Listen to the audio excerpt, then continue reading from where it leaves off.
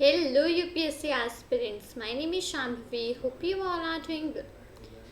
So हम लोग यहाँ पे चैप्टर नंबर 1 को स्टडी आउट कर रहे थे फ्रॉम क्लास 7th हिस्ट्री और जिस बुक को रेफर कर रहे हैं that is your NCERT. Chapter का नेम है ट्रेसिंग चेंजेस थ्रू 1000 years. तो इस पर्टिकुलर चैप्टर को हम लोगों ने यहाँ तक फिनिश कर लिया था. मेरा यहाँ से स्टार्ट करेंगे हिस्टोरियंस एंड देयर सोर्सेज. इस रिस्पेक्टिव चैप्टर से हम लोग करेंगे स्टार्ट. ठीक है, सॉरी टॉपिक से. Great.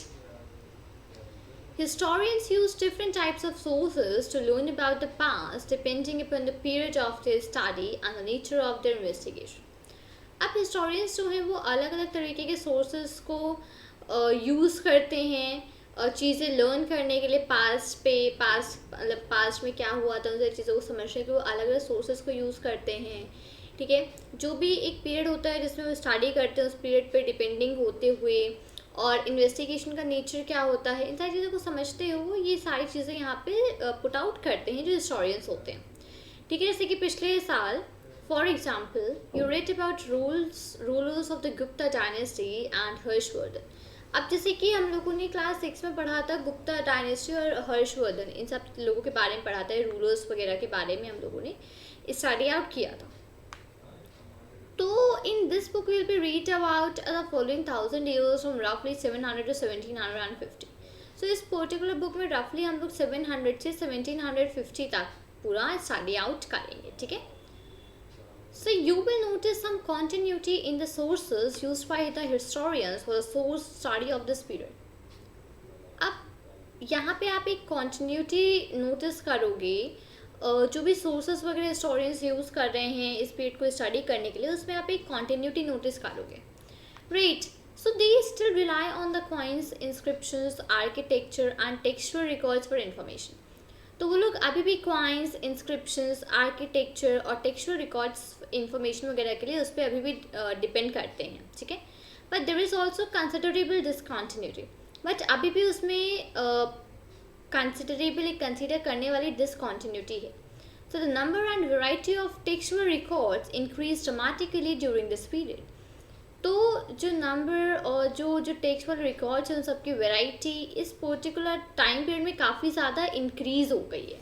ठीक है, they slowly displaced other types of available information. धीमे धीमे उन्होंने जितने भी और अलग तरीके की इन्फॉर्मेशन थी उन सारी चीज़ों को डिस्प्लेस कर दिया है.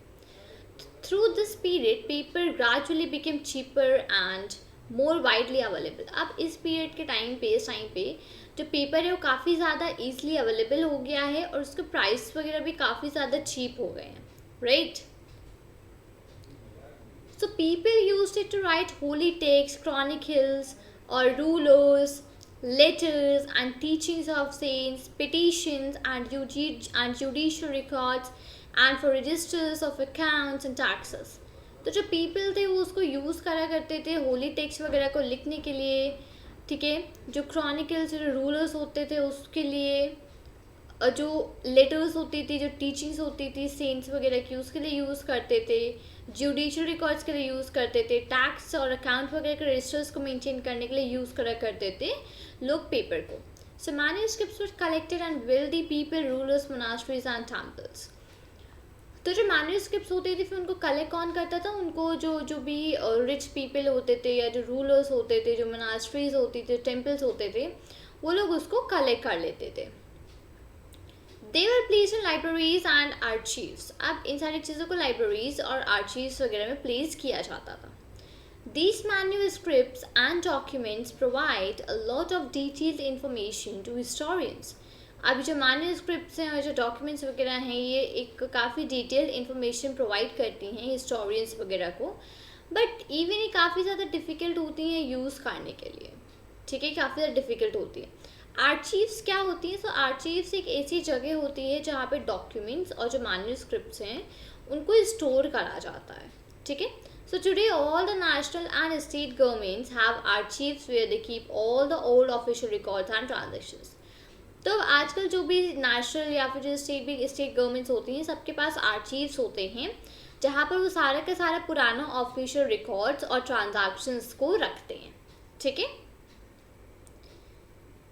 Great. There were no printing press in those days, so scribes copied manuscripts by hand. अब उस टाइम पे प्रिंटिंग प्रेस वगैरह नहीं हुआ करती थी उन दिनों में, ठीक है। तो ये जो स्क्राइब्स जो पीपल हुआ करते थे वो मैन्युस्क्रिप्ट वगैरह को हाथों से ही कॉपी करा करते थे। If you have ever copied a friends homework you would know how that this is not a simple exercise. अब कभी आपने अगर अपने फ्रेंड का होमवर्क को कॉपी किया होगा तो आप ये समझ सकते हो कि ये एक कोई आसान काम नहीं होता है चीज़ों को कॉपी करना। Right, sometimes you can not read your friend's hand writing and focus to guess what is written. कई बार ऐसा होता है कि राइटिंग होती है आपके फ्रेंड की, आप उसको नहीं पढ़ पाते हो। राइट, तो फिर आपको गेस करना पड़ता है कि क्या लिखा है क्या नहीं लिखा है। So as a result there are some small but significant differences in your copy of your friend's book. तो इसका रिजल्ट ये होता है कि कुछ हो सकता है कुछ छोटे छोटे डिफरेंसेस की वजह से आपके और आपके फ्रेंड्स के काम में कुछ डिफरेंसेस आ जाएं दोनों की कॉपी में। मैन्युस्क्रिप्ट को कॉपी करना इज समवट सिमिलर। मैन्युस्क्रिप्ट वगैरह को कॉपी करना लगभग सेम होता है। As scribes copied manuscripts they also introduce small changes. अब जैसे कि जो स्क्राइब्स होते हैं वो मैन्युस्क्रिप्ट्स को कॉपी करते हैं, उसी में कुछ छोटे छोटे चेंजेस भी कर देते थे। A word here and a sentence there, कोई वर्ड आगे पीछे कर देते, कोई सेंटेंस ऊपर नीचे कर देते थे, तो ऐसे वो कुछ चेंजेस भी कर देते थे। These small differences grew over centuries of copying until manuscripts of the same text became substantially different from one another. तो ये जो मैन्युस्क्रिप्ट जो छोटे छोटे डिफरेंसेस थे सेंचुरीज तक चलते चले आ रहे थे, जब तक कि जो मैन्युस्क्रिप्ट्स थी वो एक को मतलब उनका सेम उसमें जो टेक्स्ट है वो सेम लिखना एक ज़रूरी चीज़ नहीं हो गई, ठीक है। तो जो टेक्स्ट वो लोग लिखते तो सब्सटेंशियली एक दूसरे से डिफरेंट होता था, एक का अलग होता था, दूसरे का और अलग होता था, तीसरे का और अलग होता था। This is a serious problem because we rarely find the original manuscript of the author today. अब ये एक सीरियस प्रॉब्लम है क्योंकि शायद ही हमको अब जो रियल ऑथर था वो ओरिजिनल मैन्युस्क्रिप्ट शायद ही हमको अब मिली। So we are totally dependent upon the copies made by later scribes. तो हम लोग सिर्फ उन्हीं कॉपीज़ पे पूरा डिपेंडेंट है जो कि जो बाद के जो स्क्राइब्स वगैरह थे उन्होंने जो कॉपीज़ वगैरह लिखी हैं केवल हम उसी पे डिपेंडेंट हैं total. As a result historians have to read different manuscript versions. और इसका रिजल्ट ये है कि जो हिस्टोरियंस हैं उनको अलग अलग मैन्युस्क्रिप्ट के वर्जन को पढ़ना पड़ता है of the same text to guess what the author had original written.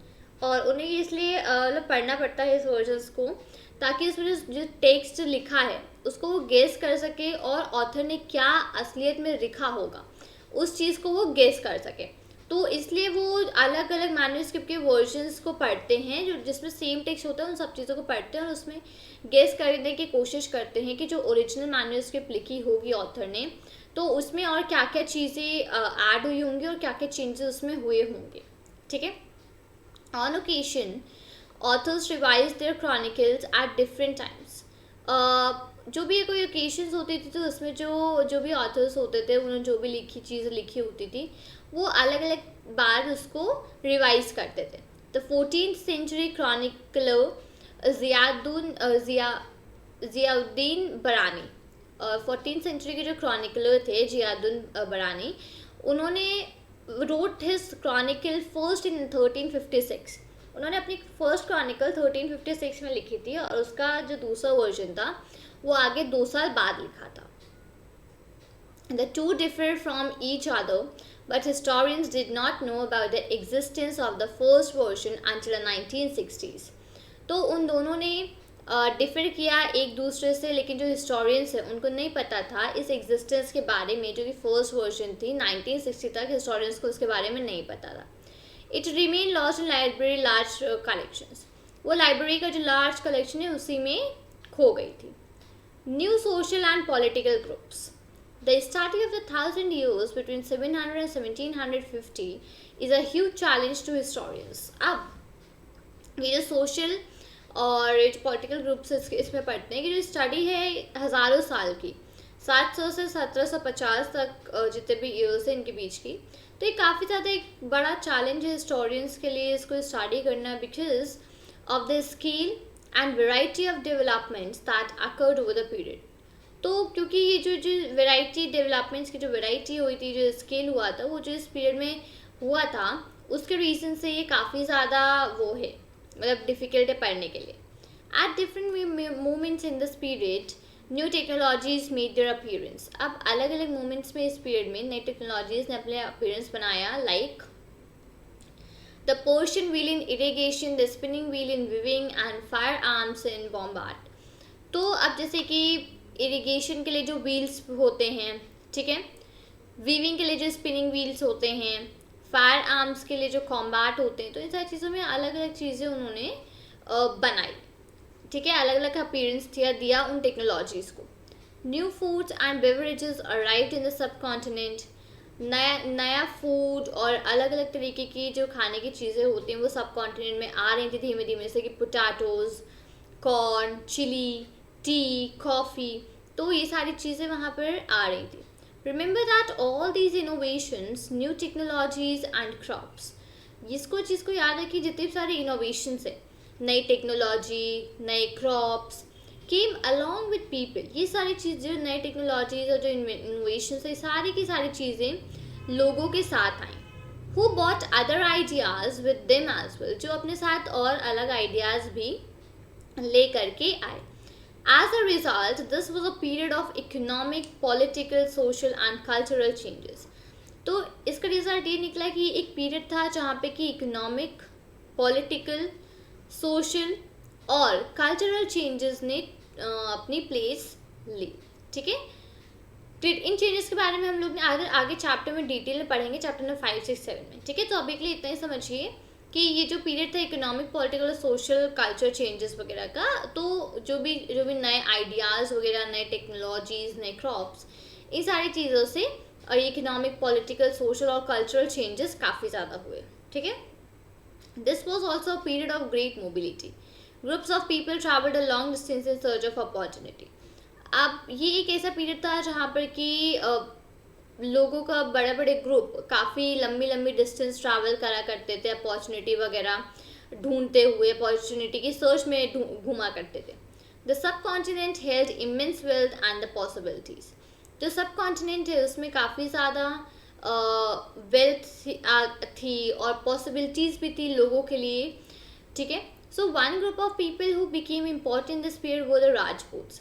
अब इस रिस्पेक्टिव पीरियड में जब सारे चेंजेस आए, जब जितने भी चेंजेस थे वो हैपन हुए, तो इस टाइम पे एक ग्रुप ऑफ पीपल थे जो कि सबसे ज़्यादा इंपॉर्टेंट बने उस पीरियड में, और जिनको बोला जाता है राजपूत्स, ठीक है. ये जो नाम था ये राजपुत्र से डिराइव हुआ है, जो कि रूलर के सन को, रूलर का जो बेटा होता है उसको राजपुत्र बोला जाता है. तो ये राजपूत्स वर्ड है ये वहीं से डिराइव हुआ है, ठीक है. Between the 8th and 14th centuries, the term was applied more generally to a group of warriors who claimed Kshatriya caste status. अब 8 से 14th सेंचुरी के बीच में ये जो टर्म था ये उन लोगों के लिए अप्लाई होता था, उन लोगों पे अप्लाई होता था जो कि खुद को क्लेम करते थे, जो खुद को कहते थे कि हम क्षत्रिय कास्ट के हैं, ठीक है. ये एक वॉरियर्स का ग्रुप था जो कि खुद को कहते थे कि वो क्षत्रिय कास्ट के हैं. तो उनके लिए ये पर्टिकुलर वर्ड है जो कि राजपूत, वो यूज़ होता था 8th और 14th सेंचुरी के बीच में. The term included not just rulers and chieftains but also soldiers and commanders who served in the armies of different monarchs for all over the subcontinent. अब ये जो ग्रुप होता था इसमें सिर्फ रूलर ही नहीं होते थे, बल्कि इसमें चीफ भी होते थे, इसमें सोल्जर्स होते थे, इसमें कमांडर्स होते थे. इसमें सोल्जर्स और कमांडर्स ऐसे होते थे जो कि ऑलरेडी आर्मीज़ में काम कर चुके होते थे, अलग अलग लोगों के लिए पूरे सब कॉन्टिनेंट पे उन्होंने काम करा होता था. तो उस तरीके के सोल्जर्स और कमांडर्स वगैरह पूरे ग्रुप में होते थे. अ chivalric code of conduct, extreme valor and a great sense of loyalty were the qualities attributed to Rajputs by their poets and bards. अब जो उनके पोएट्स वगैरह थे, पोएम्स वगैरह में उन्होंने जब राजपूत वगैरह की क्वालिटीज़ के बारे में बात करी, तो लॉयल्टी और वेलोर, तो ये सारी चीज़ें जो थी, जैसे लॉयल्टी, ये सारी चीज़ें उन्होंने राजपूत की क्वालिटी में ऐड ऑन किया. तो उसी के हिसाब से जो पोएट्स वगैरह थे वो उसी हिसाब से पोएम्स वगैरह को कंपोज करते थे. Other groups of people such as the Maratha, Sikhs, Jats Ahoms or Kayasthas, a caste of scribes and secretaries, also used the opportunities through the age to become politically important. तो इसी तरीके से, और अब यहाँ पे तो एक ग्रुप जैसे क्षत्रिय ग्रुप की बात हो गई. अब जो और ग्रुप ऑफ पीपल थे, लाइक जैसे कि जो मराठास थे, जो सिख्स थे, राइट, अहोम्स थे, कायस्थास थे, तो ये सारे लोग भी अलग अलग तरीके ढूंढने लगे, अलग अलग अपॉर्चुनिटीज़ यूज़ करने लगे उस टाइम की, कि वो लोग भी जो हैं वो लोग भी पॉलिटिकली काफ़ी इम्पोर्टेंट हो जाएं, तो उसके लिए वो अलग अलग तरीके की मेजर्स वगैरह को यूज़ करने लगे. Throughout this period, there was a gradual clearing of forests and extension of agriculture, a change faster and more complete in some areas than in others. अब इस पीरियड में, इस रिस्पेक्टिव 8 से 14 सेंचुरी के बीच में, जो भी काफ़ी जो फॉरेस्ट थे, फॉरेस्ट काफ़ी क्लियर हो रहे थे, और जो एग्रीकल्चर वगैरह था वो बढ़ रहा था. ठीक है, तो वहाँ पे जो जो चेंज था काफ़ी ज़्यादा तेज़ हो रहा था. ठीक है, कुछ एरियाज में तो पूरा एग्रीकल्चर वगैरह हट गया था. So changes in their habitat force many forest dwellers to migrate. तो इस टाइम पे ये जितने फॉरेस्ट वगैरह थे पूरे साफ कर दिए जा रहे थे, एग्रीकल्चर वगैरह जो था वो बढ़ रहा था, तो ये सारी चीज़ें वहाँ पे एक्चुअली हैपन हो रही थी. तो ये जो हैबिटेट में जो चेंजेस थे, मतलब कि जो इन्वायरमेंट में जो चेंजेस थी, जो सोशल और इकोनॉमिक लाइफस्टाइल में जो चेंजेस थी, वो सारी चीज़ों ने काफ़ी सारे जो फॉरेस्ट में जो लोग रहते हैं उनको फोर्स किया कि वो वहाँ से क्योंकि दूसरी जगह जाएं, क्योंकि जब फॉरेस्ट ही क्लियर हो रहे थे तो फिर अब उनका जो खाना वगैरह उन सब चीज़ों को कैसे मैनेज करते, तो माइग्रेट करना, उन्होंने दूसरी जगह को ट्रैवल करना चालू कर दिया. Others started tilling the land and became peasants. अब जो और लोग थे वो लैंड वगैरह पे काम करने लग गए और पीजेंट्स बन गए. The new peasant groups gradually began to be influenced by regional marketers, chieftains, priests, monasteries, and temples. They became part of large complex societies and were required to pay tax and offer goods and services to local lords. तो धीमे धीमे जो peasants का group था वो धीमे धीमे काफ़ी ज़्यादा बढ़ता गया.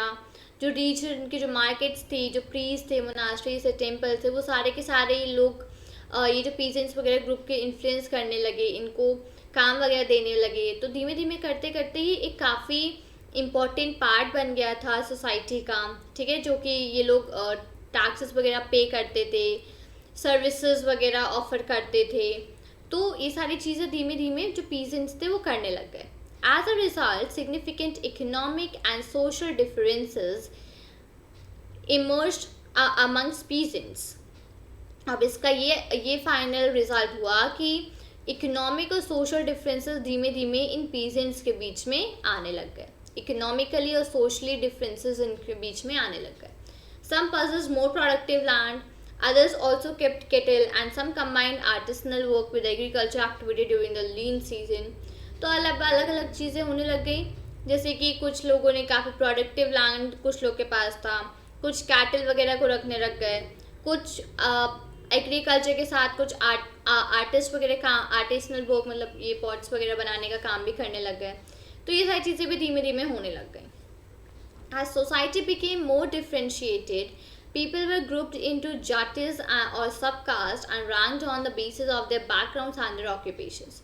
अब जैसे कि जो सोसाइटी थी धीमे धीमे डिफरेंट बनती डिफरेंट होती जा रही थी, तो लोगों को अलग अलग ग्रुप में असेंबल करने लग गए या फिर सब कास्ट बनाने लग गए, और उनके बैकग्राउंड के बेसिस पे उन सब कास्ट के लोगों को रैंक करने लग गए, और उनके ऑक्यूपेशन, क्या काम करते हैं, उनका क्या बैकग्राउंड है, उसके बेसिस में उनको रैंक करने लग गए. So ranks were not fixed permanently and varied according to the power, influence and resources controlled by member of the jati. तो अभी जो रैंक्स थी ये फिक्स नहीं थी हमेशा के लिए. ये जिस तरीके से पावर बढ़ता था या जिस तरीके से इन्फ्लुएंस, जैसे रिसोर्सेज वगैरह कंट्रोल होते थे, उसी चीज़ के अकॉर्डिंग ये बढ़ते जाते थे, ये सारी चीज़ें वैरी करती जाती थी. The status of the same jati could vary from area to area. तो ये जो जितने भी जो सब कास्ट वगैरह थे उन सबका जितना भी स्टेटस वगैरह था वो हर एरिया टू एरिया डिफरेंट होता था, हर एरिया टू एरिया वैरी करता था, डिफरेंट होता था. ठीक है, Jatis framed their own rules and regulations to manage the conduct of their members. अब ये जो people थे इन्होंने अपने खुद के rules, खुद के regulations बना लिए, राइट, अपने members को मैनेज करने लग गए. ठीक है, So these regulations were enforced by an assembly of elders described in some areas as the Jati Panchayat. तो अभी जो रेगुलेशंस रूल्स वगैरह थे वो कौन बनाता था, कौन इनको इन्फोर्स करता था, कौन इनको अप्लाई करता था? तो जो बड़े लोग होते थे उनकी एक टीम, एक ग्रुप बना दिया जाता था, असेंबली ऑफ एल्डर्स, जिनको कई एरियाज में जटी पंचायत बोला जाता था। तो वही लोग थे जो कि इन रेगुलेशंस वगैरह को इन्फोर्स करते थे, इन रूल्स वगैरह को इन्फोर्स करते थे। But jatis were also required to follow rules of their village. तो लेकिन जो जटीस थे उनको भी अपने जो विलेज थे उसके रूल्स वगैरह को फॉलो करना पड़ता था। Several villages were governed by a chieftain. Together they were one only a small unit of a state. बहुत सारे जो अलग विलेजेस थे वो chieftains वगैरह गवर्न करते थे। सो इकट्ठा वो सबके सब एक छोटा सा स्टेट का एक छोटा सा यूनिट थे। ठीक है, ग्रेट। तो यहाँ पर हम लोगों ने इस पर्टिकुलर वीडियो में हम लोगों ने समझा फर्स्ट ऑफ ऑल हिस्टोरियंस और उनके सोर्सेज वगैरह के बारे में, कि कहाँ से वो लोग सोर्सेज वगैरह फाइंड आउट करते हैं कुछ हिस्टोरिकल चीज़ों के लिए। और नेक्स्ट हम लोगों ने समझा कुछ सोशल और नए जो सोशल और पॉलिटिकल ग्रुप्स हैं उनके बारे में हम लोगों ने समझा इस पर्टिकुलर वीडियो में। ठीक है, तो उम्मीद करती हूँ कि जितनी भी चीज़ें मैंने यहाँ पर डिस्कस करी आपको सारी चीज़ समझ में आई होंगी, जो भी इंपॉर्टेंट था वो आपने नोट डाउन करा होगा। तो उम्मीद करती हूँ कि आपको वीडियो अच्छा लगा होगा। वीडियो अच्छा लगा हो तो वीडियो को लाइक करें, अपने फ्रेंड्स के साथ शेयर करें और चैनल को सब्सक्राइब करना मत भूलिएगा। मिलती हूँ आपसे नए वीडियो के साथ। चलें, thank you and take care. जय हिंद।